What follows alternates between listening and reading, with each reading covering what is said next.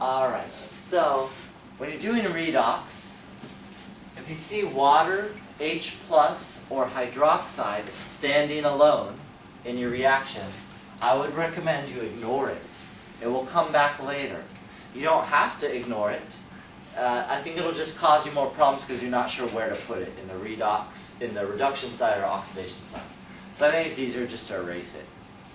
So in this case, we really just have, it's kind of going to look, it'll look a little funky, but aluminum, well, what's the only thing aluminum can go with? Right there.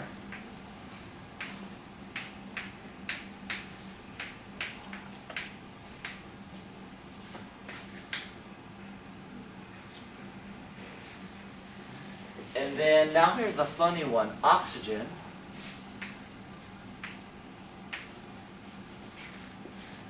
Now, if you think about it, this one's going to be a little funky.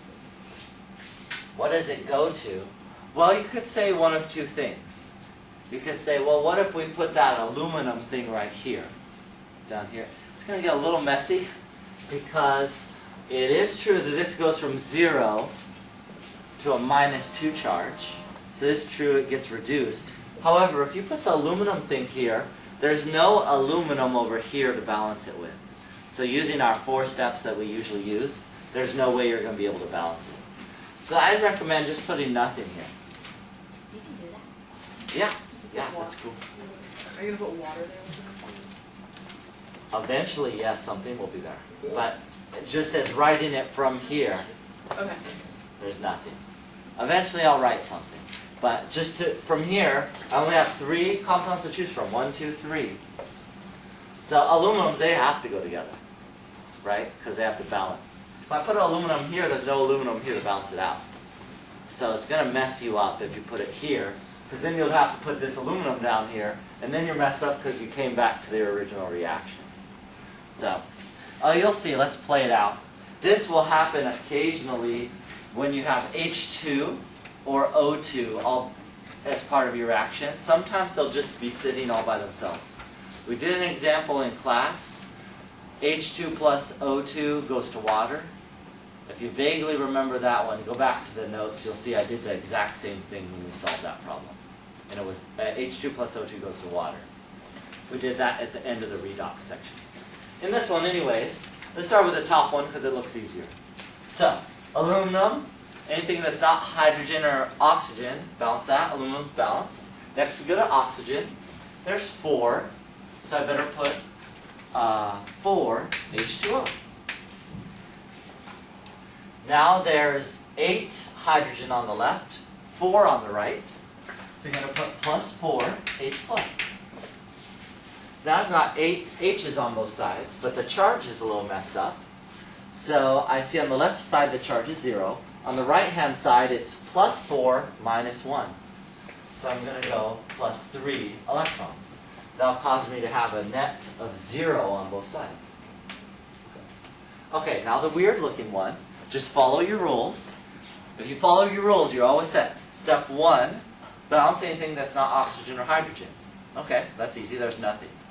Step 2, balance oxygen with water. There's 2 oxygens here, so I'm going to put 2 waters here. Now I've got to fix the hydrogen. There's 4 on the right, I'm going to put 4 on the left. And now on the right hand side it's 0, on the left hand side the charge is plus 4, so I need 4 electrons. So the net on both sides is 0. Add it up. I'll have to multiply, painfully, the bottom one by 3 and the top one by 4. Okay, so let's see how this is going to work. 16 H2O plus 4 aluminum plus 12 H plus 3 O2 goes to 4, this is aluminum tetrahydroxide ion. Let's see what's left. Plus 16 H plus and there's 6 waters. Okay, there we go. There's the acidic answer. I want the basic answer, so I'm going to simplify this. There's 4 H pluses left on the right-hand side. Does anything else simplify? Water? Water, yeah. Water, there's 10 left on this side because there's 6 here. Good. And that's it. So there's the acidic answer. You could rewrite it, but we don't want it, so I'm not going to rewrite it. I'm going to go straight to the basic answer. We need to identify the H pluses, which are here on the right. So plus 4 OH minus. On the left-hand side, I got to do the same to the right. Plus 4 OH minus. So I'm adding an equal number as there are H pluses. So since there's 4H plus 4OH, that's going to go to 4 waters. So let's write it all out. 10 waters plus 4 OH minus plus 4 aluminum plus 3 O2 goes to 4 so aluminum tetrahydroxo or tetrahydroxo aluminum ion plus 4 waters. And I think that's it. Okay. Did I miss something? Oh, fantastic.